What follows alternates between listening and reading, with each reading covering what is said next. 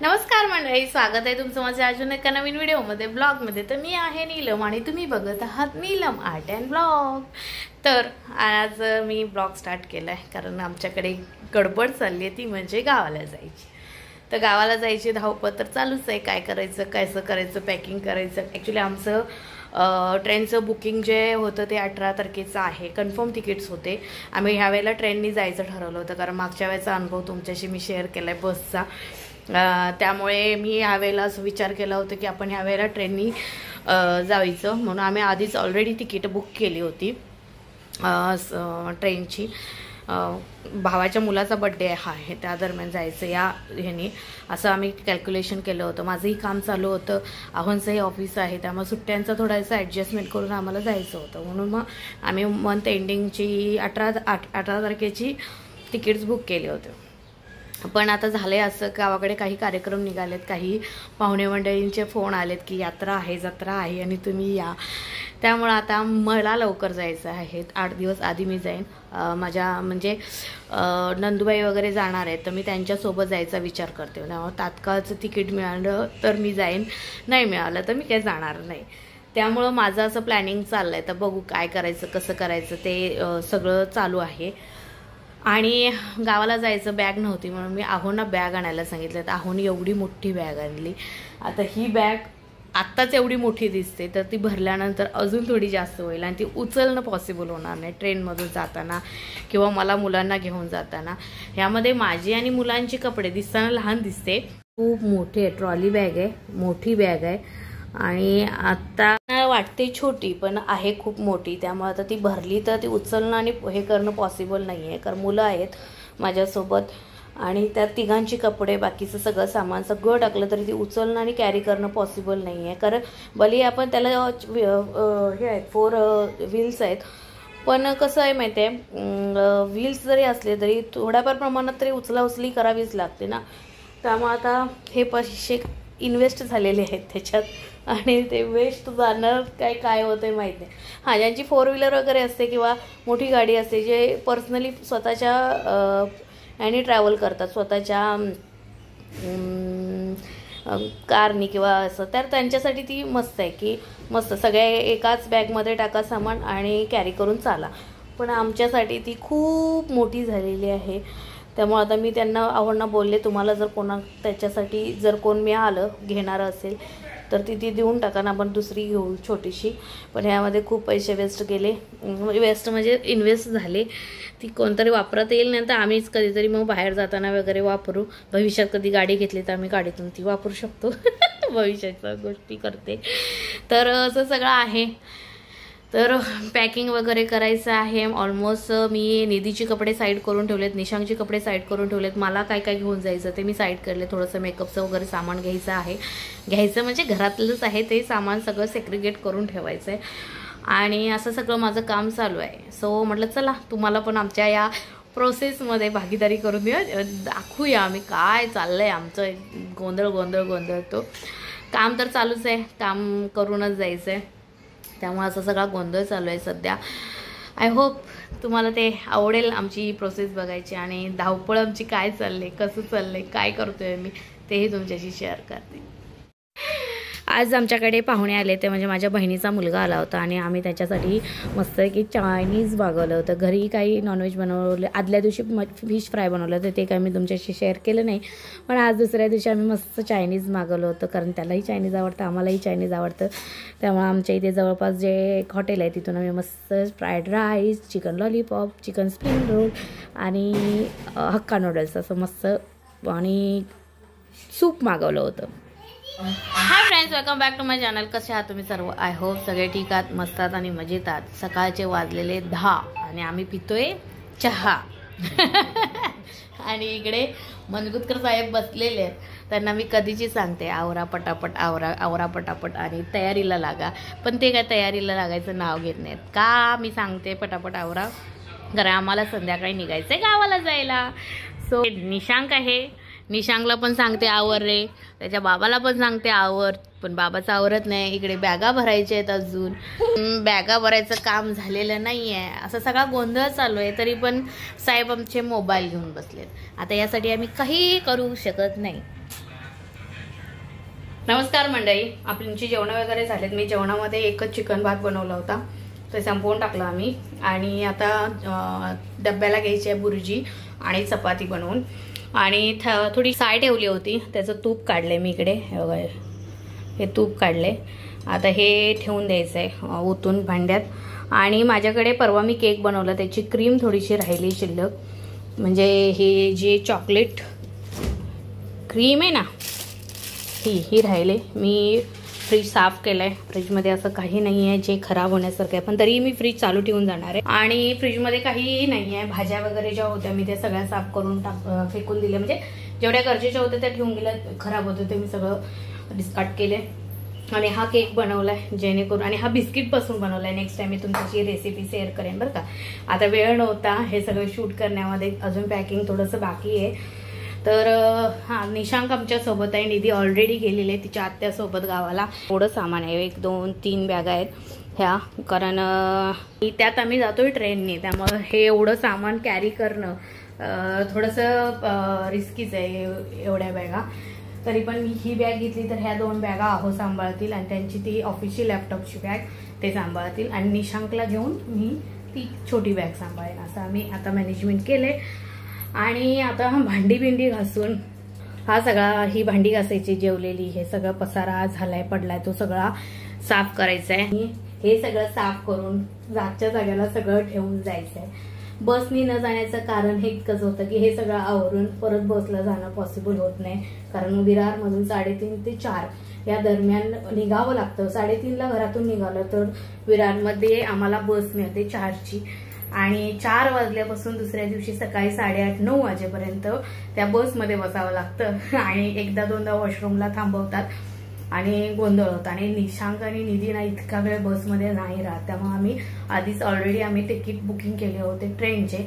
ट्रेनचा प्रवास कसा थोडासा सोयीस्कर आहे, आणि आम्ही त्यात स्लीपर बुकिंग केले, AC बुकिंग केले, त्यामुळे गरमीचाही त्रास होणार नाही आणि मुलंही आरामात झोपतील.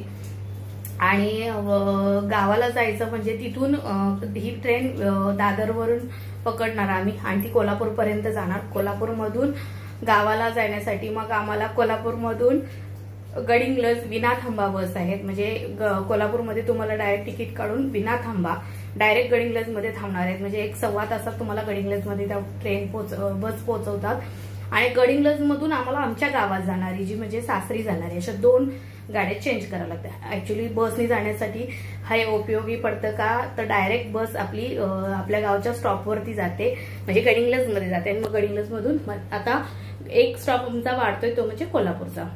त्यामुळे आम्ही बरंचसं सामान कमी केले, पण तरीही गावाकडेच माझी सगळे नातेवाईक गावी आहेत, आहोत जे काही फॅमिली मेंबर्स गावी आहेत, त्यामुळे त्यांच्यासाठी लागणारं जे काही घेऊन जातो आम्ही भेट वगैरे ते सगळे आहे, ते घेणं भागच आहे. मुलं गावी आहेत, त्यामुळे नंदुबाई गावी गेलेत, त्या दुसऱ्या नंदुबाईंची मुलं पण आलीत, त्यामुळे त्यांच्यासाठी खाऊ वगैरे सगळं असं सगळं एकत्रित बांधून घेतलंय. रिकामी हाताने जाणे मला बरोबर वाटत नाही, सो मी सगळं बांधून घेऊन जाते. आणि गावाकडे मिळतं नाही असं नाही, पण आमच्या ज्या गावामध्ये सगळ्याच गोष्टी मिळतात असं नाही. जे इकडची क्वालिटी आहे ती तिथे मिळते असं नाही. काही डुप्लिकेट बिस्किट्स वगैरे गावाकडे खूप जास्त प्रमाणात चालतात, म्हणजे लोकल ब्रँडचे. तिथे गावाकडे जे लोकल ब्रँड्स आहेत त्या ब्रँडचे बिस्किट्स तुम्हाला गावाकडे मिळतात. इकडचे ब्रँड्स आहेत तिकडचे ब्रँडमध्ये फरक आहे. बिस्किट वगैरे मुलांना जास्त देऊ नये, पण पाहुण्यांच्याकडे वगैरे जाताना काहीतरी भेट वगैरे घेऊन जाताना बिस्किट घेऊन जावे लागतात, किंवा काय लहानांच्याकडे लहान मुलं असेल तर खाऊ घेऊन जावं लागतं. त्यावेळेला मग ते सगळ्याचा गोंधळ होता. आणि यावेळेला आम्ही घेतले ते म्हणजे हापूस आंबे. पण माझ्या मुलांना आंबे खूप आवडतात, निधीला आणि निशांकला, त्यामुळे आम्ही आंबे पण घेतलेत हापूस. त्यामुळे ही एक पेटी आणलेली होती. असा सगळा गोंधळ आहे. चायपत्ती, घरी खोबरेल तेल वगैरे ते सगळं इकडूनच आम्ही पार्सल घेऊन जातो. डीमार्ट जवळ आहे, त्यामुळे डीमार्टमध्ये गेलं की त्या सगळ्या गोष्टी घेतल्या जातात. आणि घेतल्यानंतर लक्षात येतं की हे आता न्यायच्या कशा, असा तुमचा पण गोंधळ होतो, माझा तर आता गोंधळ चाललाय कसं न्यावू. हा जो मी आता बेस बनवला आहे तो छोटासा केकचा, तो मी चॉकलेटपासून म्हणजे बिस्किटपासून बनवला आहे. चॉकलेटचे बिस्किट असते हाईड अँड सीक, त्या बिस्किटपासून हा केक बेस बनवलेला आहे. कारण छोटंसं क्रीम शिल्लक होती, त्या क्रीमचा काहीतरी उपयोग व्हावा म्हणून बिस्किटपासून बनवलं. ते काय मी शूट केलं नाही. नेक्स्ट टाईम मी तुमच्याशी नक्की बिस्किटपासून केक कसा बनवायचा ते शिकवेन. एवढा यम्मी झाला होता हा केक, खूपच आणि खूप छान असा टेस्टी लागत होता. त्यात थंडगार असं फ्रीजमध्ये गार करून घेतला होता, त्यामुळे त्याला अजून टेस्ट आली होती. आणि हे जे मी हे बनवलं होतं, गणाश बनवलं होतं, ते मी ठेवलं होतं, ते यामध्ये घातलेलं आहे केकच्या मधल्या लेअरमध्ये. वरतून अजून थोडं हा पूर्ण बेस टाकला आणि वरतून अजून गणाश टाकलं होतं, त्यामुळे इतका यम्मी लागत होता हा टेस्टला, अप्रतिम.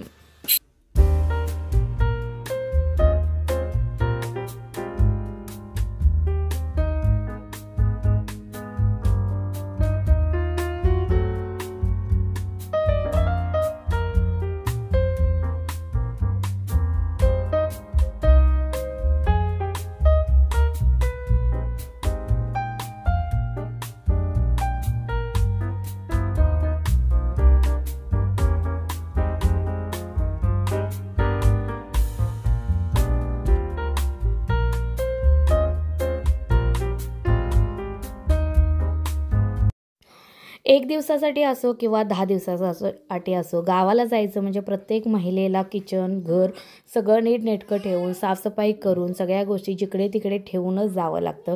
घरातल्या महिलेला त्याशिवाय पर्याय नाही, कारण आल्यानंतर परत साफसफाई करणं असतंच. त्यामुळे मी साय खराब होईल म्हणून सायचं तूप काढून ठेवलं, त्या सगळ्या गोष्टी सेग्रिगेट करून ठेवल्या, किचन पूर्ण साफ केलं आणि झाले. चला मंडळी, सगळं झालेलं आहे, आवरलं आहे सगळं. भाजी चपाती बनवून घेतली, कोशिंबीर वगैरे, आणि सगळ्या बॅगा वगैरे सगळ्या पॅक झालेत.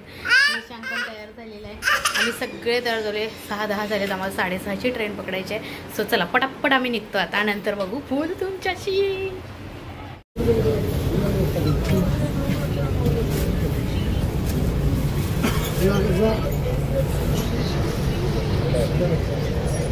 माशांचं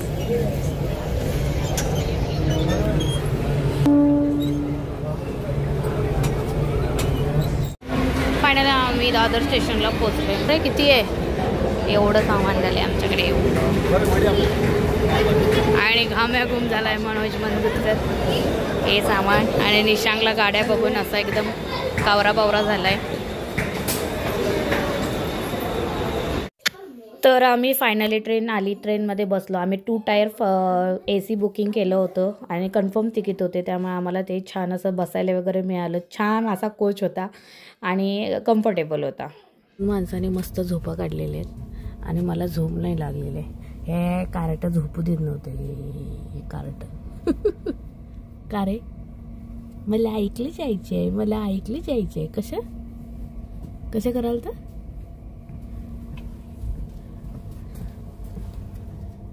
अशा रीतीने फायनली आम्ही कोल्हापूरमध्ये पोचलेलो आहे. फायनली म्हणजे आता अजून हातकणंगलेमध्ये अर्धा तास जाईल कोल्हापूरमध्ये जायला.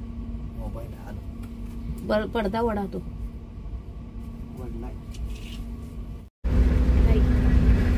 क्रिकेट खेळायला चाललेत, क्रिकेट खेळायला. त्यांच्या वजनापेक्षा जास्त त्यांच्या मोठ्या बॅग आहेत.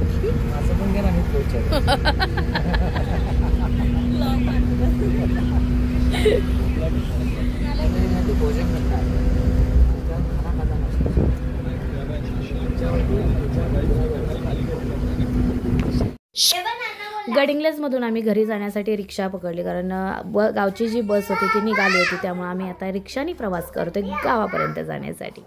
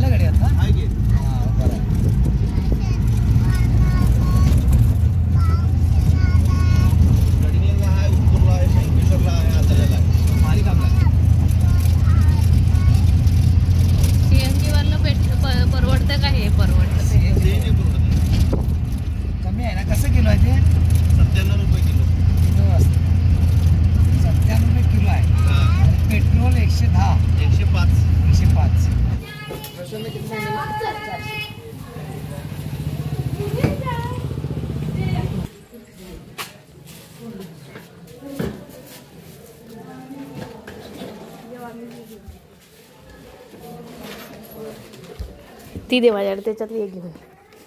हे मी वडील झाले.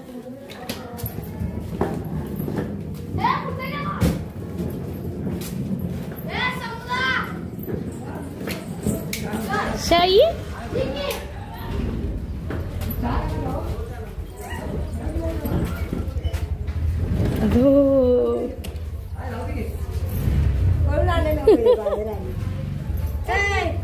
चल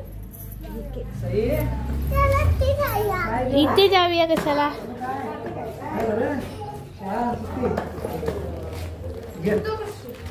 आणि पप्पा मी मॅडम काय करायला भाजी चिराल्या होय. नमस्कार. फ्रेश झाल्यानंतर आम्ही मस्त असे फ्रेश झालो, घरी आलो, चहा पाणी झाला, फ्रेश झालो, आंघोळ वगैरे झाल्या आणि त्यानंतर आम्ही जेवायला बसलो. इतके सगळे आम्ही एकत्रित जेवायला बसले होतो. नंदुबाई पण आल्या होत्या, दोघी, त्यांची मुलं, त्यांची फॅमिली, ते सगळे एकत्रच होते. आणि मग आम्ही सगळ्यांनी मिळून जेवलो वगैरे, थोडा वेळ आराम केला आणि त्यानंतर मग मी गेली माझ्या माहेरी. तिकडे थोडा कार्यक्रम होता, तो तुम्हाला नेक्स्ट व्लॉगमध्ये बघायला मिळेल. हा व्लॉग कसा वाटला ते कमेंट करून सांगायला विसरू नका. पुन्हा भेटू नवीन अशा व्हिडिओसोबत. तोपर्यंत स्वतःची काळजी घ्या, स्वस्थ राहा आणि मस्त मस्त का. Bye bye.